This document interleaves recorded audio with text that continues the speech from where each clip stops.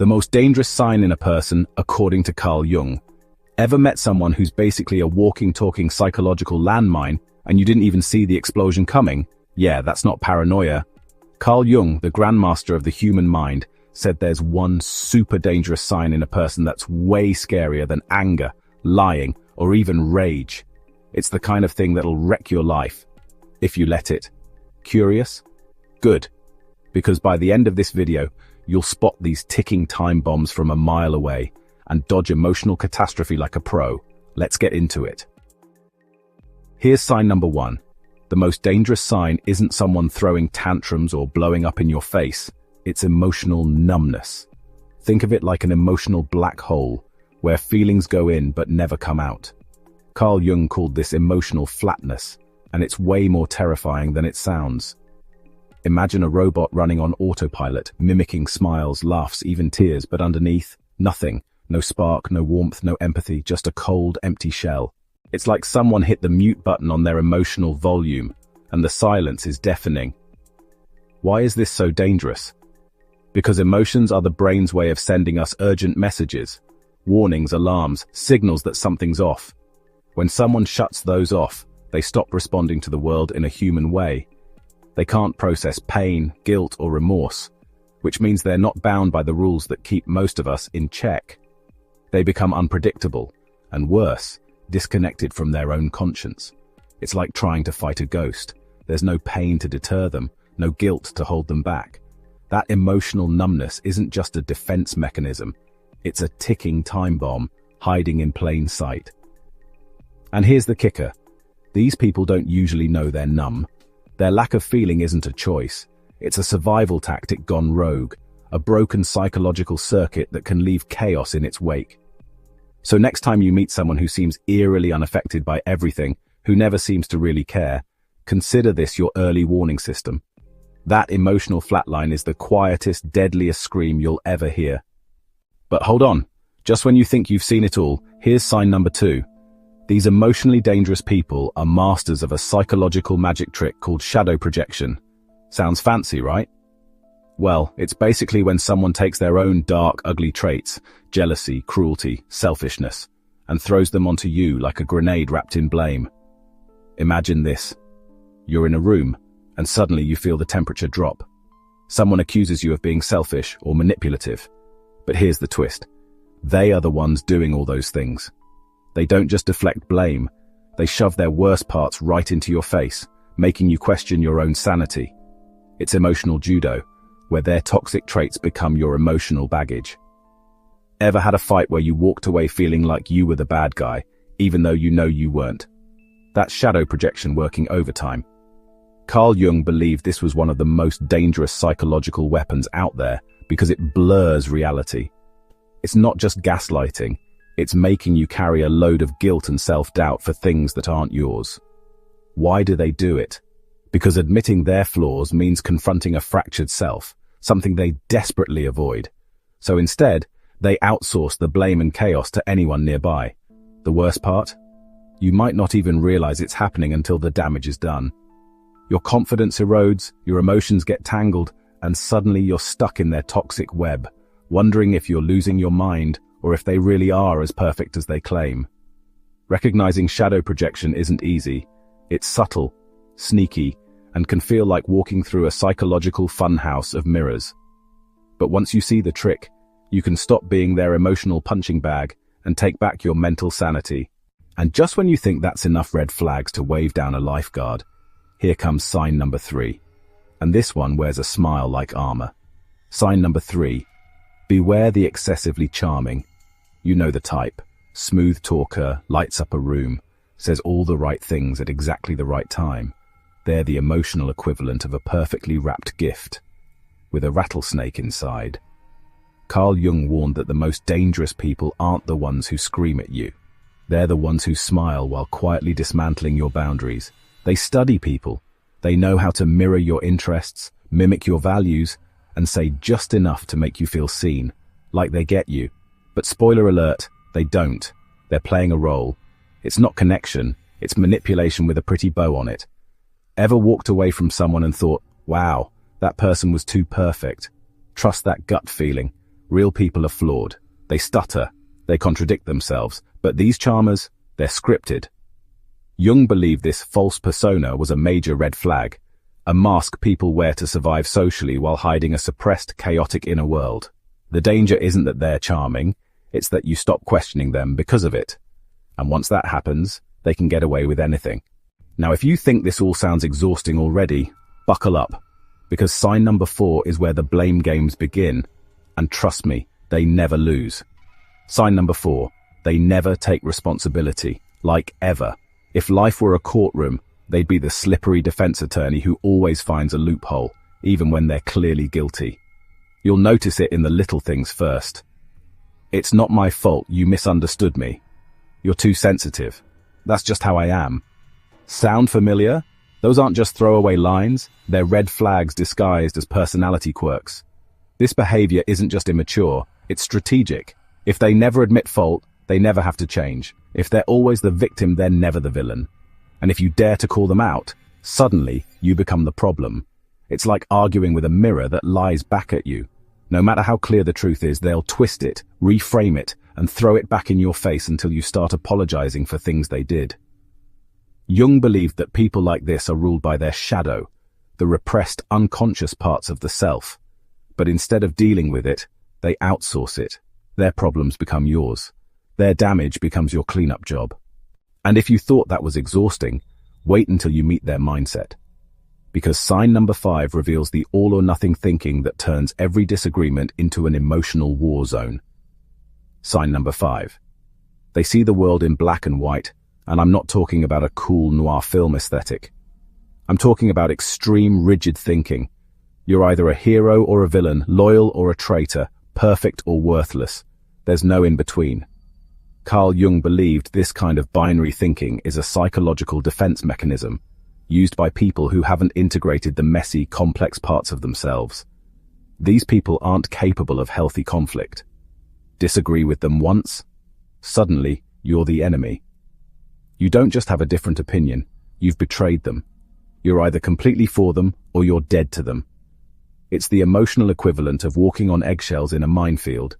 Tiptoe too far left or right, and boom, you're out of their safe zone. This mindset isn't just frustrating, it's dangerous. It kills dialogue, poisons relationships, and turns every misstep into a battle for survival. In Jungian terms, this is what happens when someone is ruled by their shadow self. They can't tolerate contradiction, so they split the world into good and evil, us and them. And if you ever try to challenge this worldview, they'll either ice you out or blow up. Either way, you're the villain in their story now. But here's where it gets even scarier, because sign number 6 reveals their secret weapon, fake empathy. Yep, they know exactly how to act like they care, right before they twist the knife. Sign number 6. These aren't your typical cold-hearted villains. No, these folks perform compassion. They know the exact words to say, the perfect facial expression to flash, the well-timed "I totally understand" to drop when you're vulnerable. But here's the kicker. They feel none of it. It's not empathy, it's emotional camouflage. The real emotions? Buried. What's left? A well-rehearsed character that plays the part of a caring, kind person until it's no longer useful. Then, the mask slips, and you're left wondering if you imagined the whole connection. They might comfort you today and weaponize that same vulnerability against you tomorrow. You said you felt insecure. Remember that? Maybe that's why you're acting paranoid right now. This fake empathy is what makes them extra dangerous, because now they're not just emotionally numb, they're strategically playing human emotion like a violin. They'll make you feel heard just long enough to lower your guard. And once it's down, game over. Jung believed that this performance is part of the false persona, a front people use to hide their undeveloped, shadow-filled inner world.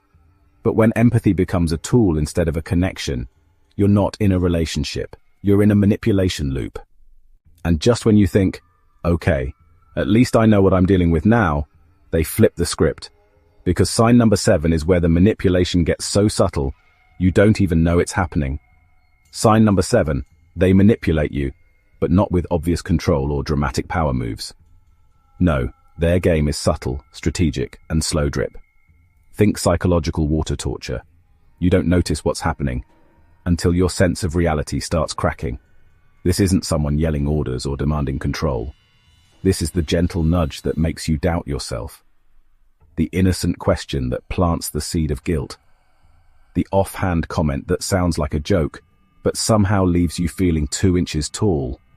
Jung would say this is a shadow-driven need to control without appearing controlling.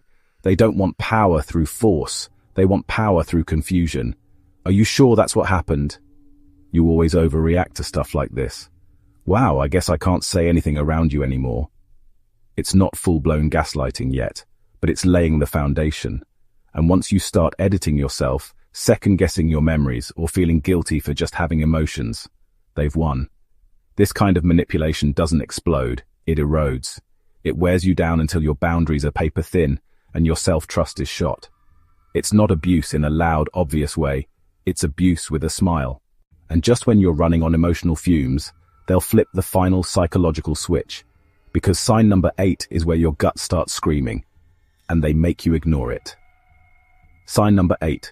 Your instincts sound the alarm, but they convince you it's just noise. Carl Jung believed that intuition is one of the mind's most powerful tools.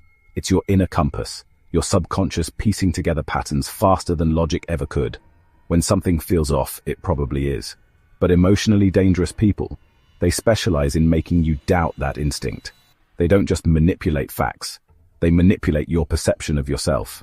They train you to override your gut reactions, to silence the internal alarm bells with phrases like, "You're being paranoid," "You're just insecure," "You always make things deeper than they are." Suddenly, you're not just doubting them, you're doubting you, and that's exactly what they want. Because once they've silenced your intuition, they've disarmed your greatest defense. Now, you're navigating a psychological maze blindfolded, and every exit leads straight back to them. Here's the truth Jung would remind you of. If your gut keeps whispering something's wrong, don't let someone else call it crazy. But don't worry, there's a way out. Because sign number 9 is about the one thing that sends these people running. Boundaries. Big, bold, unapologetic boundaries. Sign number 9. You want to stop them in their tracks? Learn to set boundaries like a real fortress. Emotionally dangerous people hate boundaries, not because they don't understand them, but because they can't control you once you set them. You'll see it fast. You say, no, and they act like you just insulted their entire family. You ask for space and they call you cold or difficult. You stop oversharing and they claim you're hiding something. Truth is, they don't want a relationship. They want control disguised as connection. But once you set healthy boundaries and hold them, their power starts to evaporate. They either rage and reveal themselves or drift away because they can't feed off your emotional energy anymore. Jung's version of empowerment wasn't about ego, it was about self-respect, knowing your worth, honoring your limits, and protecting your peace like it's sacred. And that leads us to sign number 10, the final and most important truth of them all. You can't heal what someone refuses to face, but you can choose to stop dimming your own light. Sign number 10. You can't fix someone else's shadow, but you can protect your own light. This is the truth Carl Jung preached for decades. Every person walks around with a shadow, the hidden, repressed parts of themselves they don't want to see. But here's the deal. The shadow isn't evil by default. What makes it dangerous is denial. When someone refuses to confront their inner darkness, they project it, manipulate with it, numb it, and eventually use it to hurt others. And if you're in their orbit long enough, they'll convince you that you're the problem, that their chaos is somehow your fault. But Jung didn't just shine a light on the shadow, he gave us the cure: consciousness, self-awareness, the power to own your flaws, face them, integrate them, and come out stronger on the other side. The goal isn't to avoid toxic people forever. That's impossible. The goal is to recognize them fast and protect your energy even faster. Because once you're awake to these patterns, they can't manipulate you the same way. You stop absorbing guilt that's not yours. You stop bending your boundaries like rubber bands. And most importantly, you stop trying to rescue people who are set on drowning. So no, you don't have to fight their shadow. You just have to stop letting it dim your light. If this hit home, hit that like button, smash subscribe if you want more brutally honest, brainy content that pulls no punches. And hey, Send this to that friend who keeps fixing red flags like it's a full-time job. You know the one. Stay sharp, stay lit, and take care of yourself. See you in the next video for even more.